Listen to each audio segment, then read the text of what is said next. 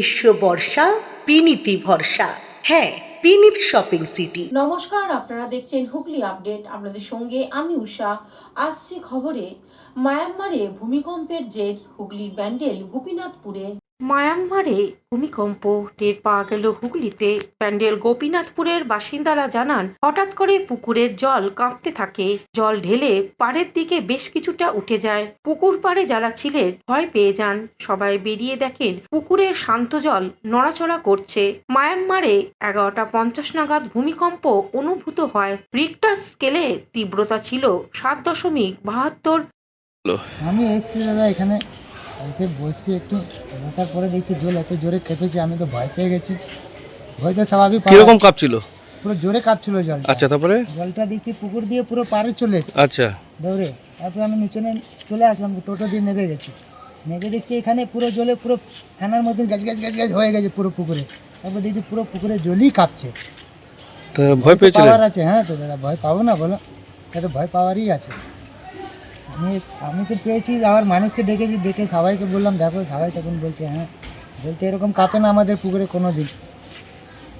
আমরা তো এখানে বসি রোজই, আমাদের পাড়ারই তো ছেলে।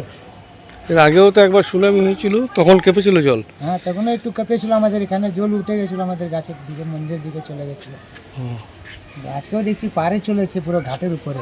পুরো আতঙ্ক হয়ে গেছিলেন? হ্যাঁ, আতঙ্ক তো পাওয়ারই আছে। তারপর কি লোকজন ডাকলেন? তারপর লোকজনকে ডেকেছি, তাহলে সবাই বলছে হ্যাঁ সুনামি কোথাও হয়েছে। কি নাম আপনার? দিনেশ ঠাকুর। হুগলি থেকে পানুপালের রিপোর্ট, হুগলি আপডেট। নবজীবনে নতুন জীবন পেলেন বৃদ্ধ পুলিশ কর্মী সুকুমার উপাধ্যায় সাহায্যে। পুলিশ কর্মীর সাহায্যে নবজীবনে নতুন জীবন পেলেন গৃহহীন বৃদ্ধ। পরিবার থেকেও নেই, পথে পথে ঘোরে, দোকানের সামনে, কখনো মন্দিরে, কোনোভাবে দিন কাটছিল চুচুড়ার বৃদ্ধ বিমল বিশ্বাসের। নিরাশ্রয় বৃদ্ধকে আশ্রয় দিলেন পুলিশ কর্মী সুকুমার উপাধ্যায়। কালী মন্দির থেকে তুলে নিয়ে গিয়ে নবজীবনের থাকার ব্যবস্থা করলেন। আশ্রয় পেয়ে পুলিশ কর্মীকে জড়িয়ে ধরে কান্না বৃদ্ধের, চোখের জল মুছলেন পুলিশ কর্মীও। বেশ কিছুদিন ধরে চুচুড়ার চকবাজারে একটি ফার্নিচারের দোকানের সামনে আশ্রয় নিয়েছিলেন 60 বয়সী বিমল বিশ্বাস। একসময় গাড়ি চালাতেন, থাকতেন হেমন্ত বসু কলোনি ভাড়া বাড়িতে। বয়সের কারণে এখন আর কাজ করতে পারেন না, বাড়ি ভাড়াও দিতেও পারেননি, তাই নিরাশ্রয় হতে হয়। পথে পথে ঘুরে কোনোভাবে খাবার জোগাড় হলেও রাতে থাকবেন কোথায়? চকবাজারে একটি ফার্নিচারের দোকানে আশ্রয় চান। দোকান ব্যবসার জায়গা বলে দোকানের ভিতরে থাকতে দিতে চাননি ব্যবসায়ী। তবে শীতের ঠান্ডায় কোথায় যাবেন ভেবে দোকানের সামনে থাকতে দেন। এ বিষয়ে দোকানি লক্ষ্মীনারায়ণ ঘোষ কি বলছেন শুনবো। দীর্ঘদিন ধরে আমাদের সঙ্গে পরিচয়, কিন্তু আমার দোকান কোঅপারেটিভ ব্যাংকের আগে দুর্গা ফার্নিচার নামে আছে। হঠাৎ করে মাস দুয়েক আগে আমার কাছে এসে পৌঁছায়, এসে বলে দাদা আমার অবস্থা খুব খারাপ, আমি তোমার দোকানে একটু শোবো। যাই হোক, আমার ব্যবসা প্রতিষ্ঠান বলে আমি দোকানে শুতে দিইনি। আমার দোকানে শোয়ার সামনে অনেকখানি বারান্দা আছে, সেখানে আমরা কম্বল টম্বল শীতের মধ্যে ব্যবস্থা করে দিই। উনি দীর্ঘদিন ছিল, কিন্তু কোনো একজন অজ্ঞাত পরিচয় ব্যক্তি দীর্ঘ 15-20 দিন আগে হঠাৎ করে ওনাকে রাত্রিবেলা তুলে 3 মিনিট 16 সেকেন্ড ধরে মারধর করে, কিন্তু তাকে আমরা সিসিটিভিতে দেখেও চিনতে পারিনি। যাই হোক, তারপর ওনাকে নিয়ে এসে কালী মন্দিরের স্থান নেয়। তারপর আমরা ওনাকে ওষুধপালা কিনে দিই। কিনে দেওয়ার পর আমাদের দাদা সুকুমারদার সঙ্গে অনেক কষ্টে আমার বন্ধুর মাধ্যমে আমরা যোগাযোগ করি। যোগাযোগ করার পর উনি এসে দেখেন, দেখে ওনাকে আজকে নিয়ে যাচ্ছেন যাতে উনি সুস্থভাবে থাকেন, তার একটা ব্যবস্থা করার জন্য। একটা আস্তানা হলো মানে? হ্যাঁ, ওনার যে আজকের দুঃখী মানুষ আস্তানা হলো, এটা আমরা খুব খুশি স্থানীয় মানুষ হিসাবে। বাড়ি ফাড়ি কোথায়? বাড়ি ওনার বাড়ি তো কিছু নেই, এক জায়গায় ভাড়া থাকতো হেমন্ত বসু কলোনিতে, ওখানে গিয়েছিলাম, কিন্তু ওনার আর্থিক পরিস্থিতি খারাপ, দীর্ঘদিন ধরে ভাড়া দিতে পারছিল না, তাই ওনাকে ওই বাড়ি থেকে বের করে দেয়। কি নাম? আমার নাম লক্ষ্মীনারায়ণ ঘোষ। লক্ষ্মীনারায়ণ ঘোষ। অন্যদিকে পুলিশ কর্মী সুকুমার উপাধ্যায় আরো কি জানাচ্ছেন শুনবো। না, আমাকে কয়েকদিন আগে ওখান থেকেই একজন ফোন করে, অভিজিৎ বলে। ও আমাকে বলে যে দাদা, আমাদের এখানে একজন কাকা আছেন, এরকম রাস্তায় রাস্তায় ঘুরে বেড়ায় আর দোকানের সাইডের নিচে ঘুমায়, তো যদি ওর একটা কোথাও থাকার ব্যবস্থা হয় তো খুব ভালো হয়। ওকে পরিবারের কেউ দেখে না, ওর স্ত্রী ছেলে মেয়ে সবাই আছে, সবাই ওকে ছেড়ে দিয়ে চলে গেছে। তো আমি বললাম, ঠিক আছে, আমি এবার গিয়ে ওনার সাথে পরিচয় করবো, দেখবো। বিশেষ করে ঘটনার সূত্রপাত আমাদের এখানে কিছুদিন আগে বৃষ্টিপাত হয়েছিল, তো তো বৃষ্টি যখন রাত্রেবেলায় হয় তখন একটা শীতের আমেজ, সেই সময় উনি কোনো একটা দোকানের শেডের নিচে কম্বল ঢাকা দিয়ে ঘুমোচ্ছিলেন। তো ভোরবেলা কোনো এক আগন্তুক বা অন্য এক অপরিচিত ব্যক্তি এসে ওর কম্বলটা ছিনিয়ে নেওয়ার চেষ্টা করে, তো কম্বল দিতে অস্বীকার করে। তারপর ওকে খুব মারধর করে, মারধর করার পর ওর হাতে পায়ে চোট লেগে যায় এবং ওখানে মারধর করে কম্বলটা কেড়ে নিয়ে ওখানে ওকে ফেলে দিয়ে চলে যায়। আমি গ্যারেজে মেকানিক্যাল কাজ করতাম। আমি সেখান থেকে মানে নিজে গাড়ি চালিয়ে এবং গাড়ি রিপেয়ারিং দোকানটা করতাম। করে দেখলাম যে আমার মানে পার্সোনালিটির কোনো ওয়েট নেই, যে আমাকে সেই দিয়ে আমি আস্তে আস্তে ধীরে ধীরে উপরে উঠব।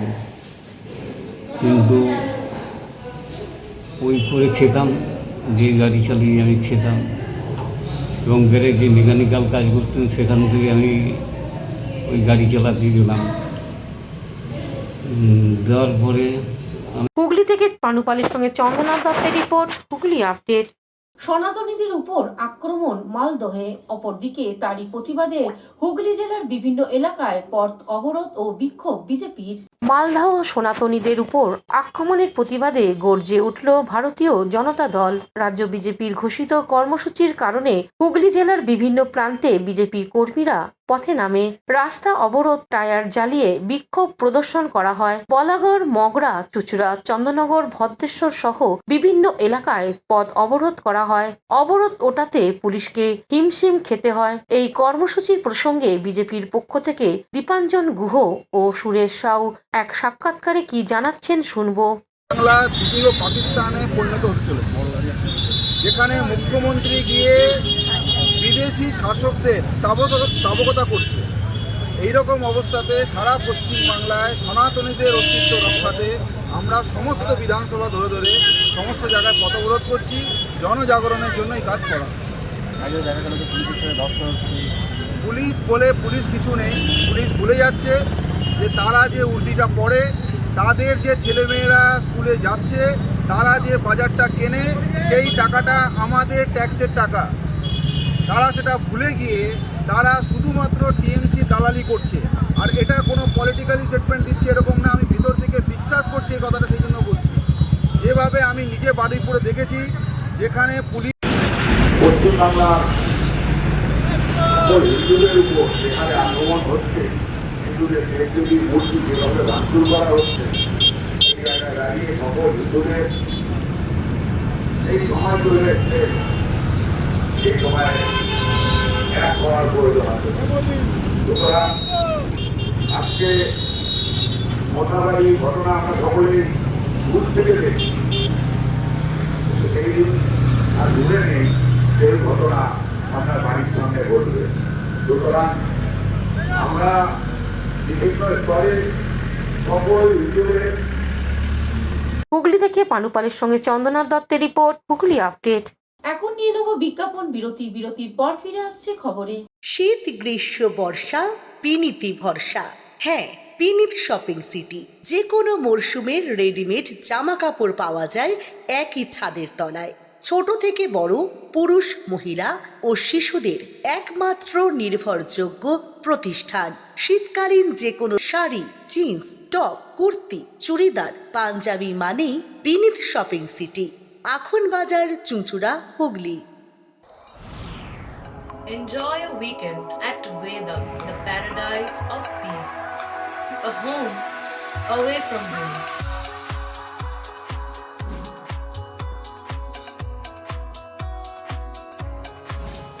See yourself resonating with the nature. Vedam welcomes you to create your best memories. Amala nursing home. Pothshathi, your ultimate destination for weekend leisure.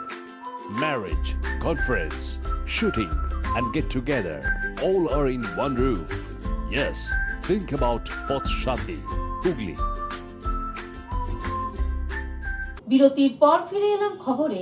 কলকাতার পদ্মপুকুর বস্তিতে আগুন, ঘটনাস্থলে মেয়র ফিরহাদ হাকিম। রাতের শহরে ফের অগ্নিকাণ্ডের ঘটনা। 7/1 পদ্মপুকুর লেনে হঠাৎ এক বস্তির ভিতরে এক বাড়িতে আগুন লাগতে দেখেন ওই ঘরের বাসিন্দারা। তারা বলেন, এই পুরো বাড়িটি প্রমোটিং এর জন্য খালি করে দিতে বলেছিলেন প্রমোটাররা। বারংবার তাদের বলা হয়, কিন্তু তারা খালি করতে না চাওয়ায় এরম ঘটনা বলে মনে করছেন তারা। রাতের এই ঘটনাস্থলে কলকাতা মেয়র ফিরহাদ হাকিম। কিন্তু ওইখানে কি করলে দেখছি দাও দাও করে আগুন চলছে। 80 বছরের পর এই জিনিসটা হলো, আর ঘরে বীজকাম শুধু আমরাই একাই থাকি।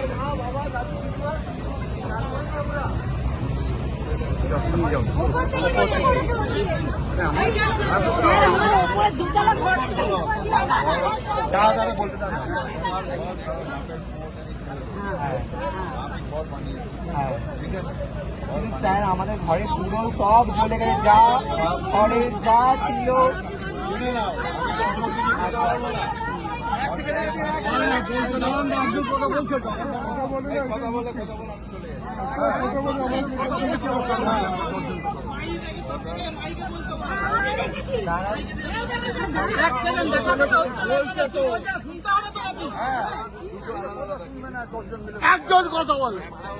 কলকাতা থেকে কৌশিক ঘোষের রিপোর্ট, হুগলি আপডেট। হাওড়ায় মৃত শিশুর দেহ উদ্ধার, এলাকায় চাঞ্চল্য। হাওড়ায় শিশুর দেহ উদ্ধারকে ঘিরে চাঞ্চল্য। নামানো হয়েছে ডিটেকশন ডগ, চলছে তদন্ত। ডোমজুর থানার ডাসি দাসপাড়া এলাকায় এক শিশুর দেহ উদ্ধারকে ঘিরে চাঞ্চল্য। বছর চারেকের ওই শিশুর নাম শেখ আয়ুষ। এদিন তাকে খুঁজে পাওয়া যাচ্ছিল না বলেই অভিযোগ।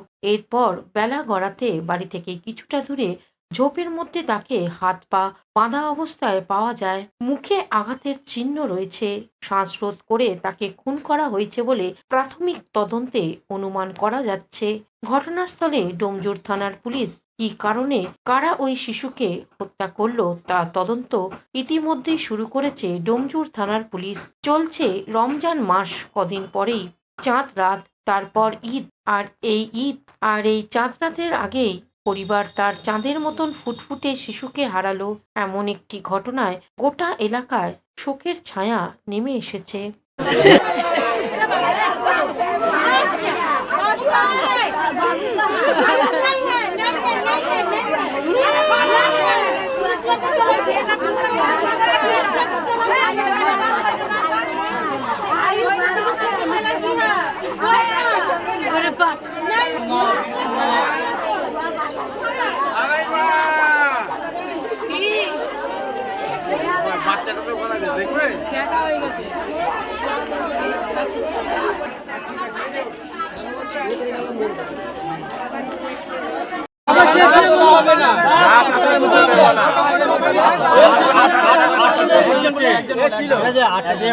ওকে যখন আমি প্রচুর পুকুর খোঁজা হয়েছে, এখন বাচ্চা ছেলে পাওয়া যায়নি। আমরা পুকুর তালাশি করেছি, ঠিক আছে। পুকুর তালাশি করার পরে এবারে যখন ওই দিকটা আমাদের একজন গিয়েছিল, তখন তারা উপর হয়ে পুরো পড়া যায়। যখন আমি সামনে ওকে গিয়ে তুলি, গিয়ে দেখি পুরো ওকে পুরো মারা। বলতে ওকে বেলা 9:30 থেকে খুঁজে পাওয়া যাচ্ছিল না, নিখোঁজ। তারপরে বলে সব পুকুর টুকুর এখানে ওখানে গ্রামে সব খোঁজাখুঁজি হলো, দুটো মইতে মাইকে হেঁকে দেওয়া হলো। হ্যাঁ, তারপরে 12:30টার সময় এখান থেকে পাওয়া গেল ডেড বডি। কিরম অবস্থা ছিল? উপরে মুখে চোট?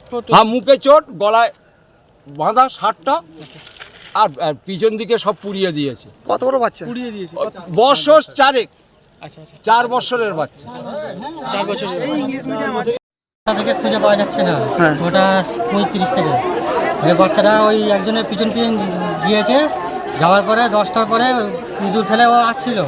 আসার পরে বাচ্চাটাকে আর দেখতে পাওয়া যাচ্ছে না। তারপরে জলে নেবে সবাই খোঁজা হয়েছে দুটো পুকুরে। কটা থেকে? ওই 10টা থেকে জলে খোঁজা হয়েছে, জলে দেখতে পাওয়া যায়নি। তারপরে ওই দাদুটা ওইদিকে যাওয়ার পরে দেখতে পেয়ে গেছে 12:30টার সময়। মসজিদে তো প্রচার করা হয়েছিল, সেটা করার সময় দুটো মসজিদে প্রচার করা হয়েছিল 11:30টার সময়। দাদা, আপনি কখন শুনলেন? আমি শুনেছি তখন বাজে 9টা হবে। আচ্ছা, কি শুনলেন? আমি শুনলাম যে বাচ্চাটাকে পাওয়া যাচ্ছে না। তার মধ্যে আমরা গ্রামবাসী সকলে খোঁজাখুঁজি হচ্ছে। খোঁজে যখন বেড়াই ঘন্টা 2 খোঁজার পরে আপাতত দুটো আমাদের পুকুর আছে, দুটো পুকুরে সব ছেলেরা নেবে, ওখানেও খুঁজছে। ওখানে না পাওয়ার সাথে তারপরে কি হবে, সব খোঁজাখুঁজির পরে হঠাৎ 11:30 বাজে, 12:30 তখন শোনা যাচ্ছে যে ওই পুকুরের ওই পারে বাচ্চাটাকে মেরে দিয়েছে। তা বাচ্চাটাকে যখন তুলে আনছে তখন ওর গলায় এইভাবে সারটা দিয়ে ফাঁস ছিল। প্লাস কৌশিক ঘোষের রিপোর্ট, হুগলি আপডেট। 13 দিন ধরে নিখোঁজ যুবকের কঙ্কাল উদ্ধার হুগলির বাদিনান গ্রামের ধান জমি থেকে। 13 দিন ধরে নিখোঁজ যুবকের কঙ্কাল উদ্ধার হলো ধান জমি থেকে। চাঁদপুর আদ্যা গ্রামের বাসিন্দা, পেশায় দিনমজুর, নাম সুকান্ত আহারি, বয়স 35 বছর। দোলের পরের দিন 15 তারিখ থেকে নিখোঁজ ছিলেন। হারিট গ্রাম পঞ্চায়েতের বাদিনান গ্রামের ধান জমি থেকে তার কঙ্কাল উদ্ধার হয়। চাঁদপুর থানার পুলিশ গিয়ে কঙ্কাল উদ্ধার করে চুঁচুড়া ইমামবাড়া হাসপাতালে পাঠায় ময়না তদন্তের জন্য। স্থানীয় এক চাষি কেষ্ট মোড়ল সেচের জলের পাম্প চালাতে গিয়ে দেখতে পান। খবর যায় পুলিশে। লুঙ্গি, হাতের বালা দেখে যুবককে শনাক্ত করে তার পরিবার। এ বিষয়ে যুবকের দাদা চন্দ্রকান্ত আহারি কি জানাচ্ছেন শুনবো।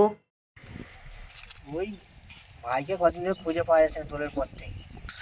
হ্যাঁ, খুঁজে পাওয়া যাচ্ছে না, এদিক ওদিক খোঁজাখুঁজি করছি, কুটুম বাড়ি, হ্যাঁ, এখান ওখান খোঁজাখুঁজি করছি, লোককে জিজ্ঞাসা করছি, খুঁজে পাওয়া যাচ্ছে না। আজকে সকালবেলায় আমাদের খবর গেল, পাড়ায় সব লোক বলছে, একটা মেয়ে ছেলে যে বললো এরকম একটা ওখানে মরে পড়ে আছে একজন, শিয়ালে তাকে অর্ধেক খেয়ে ফেলেছে, আবার যে দেখে আসো তোমাদের। এসে কি দেখলেন? না, এটা আমার ভাই। ভাই কি কাজ করে? ওই চাষের কাজ করে, ক্ষেত মজুর। আপনার নাম? চন্দ্রকান্ত আইরি। হ্যাঁ, কি হয়েছে? আমরা ছেলে কবে থেকে নিখোঁজ? শনিবার থেকে নিখোঁজ। মাঠে কাজ করে, আলু কুড়তে আসছিল, সকালে ঘুম থেকে উঠে চা পাকে আলু কুড়তে বেরিয়েছে, তারপরে আর বাড়ি যায়নি। এবার আজ সব খুঁজাখুঁজি করছি, সব চারিদিকে কুটুম বাড়ি আর ঠাকুর বাড়ি যাচ্ছে, কিন্তু ছেলে খুঁজে পাচ্ছি না। আর আমরা অনেক খুঁজছি। এবার আমি কাজ করছিলাম এখানে, এক ভদ্র মহিলা আমার বললো এখানে একটা ছেলে মরে পড়ে আছে, সেই জন্য আমার ছুটে এলাম। আর এসে কি দেখলেন? এখনো যায়নি দেখতে, আমি আমার বড় ছেলে গেছে দেখতে। হ্যাঁ, ছেলের নাম কি? সূর্যকান্ত আহিরি। বয়স? বয়স আপনার হবে 35-36 হবে বয়স। আপনার নাম? শাহপদ আহিরি। হুগলি থেকে চন্দ্রনাথ দত্তের রিপোর্ট, হুগলি আপডেট। এখনকার মতন খবর এই পর্যন্তই। প্রতিদিন দেখুন হুগলি আপডেট। নমস্কার।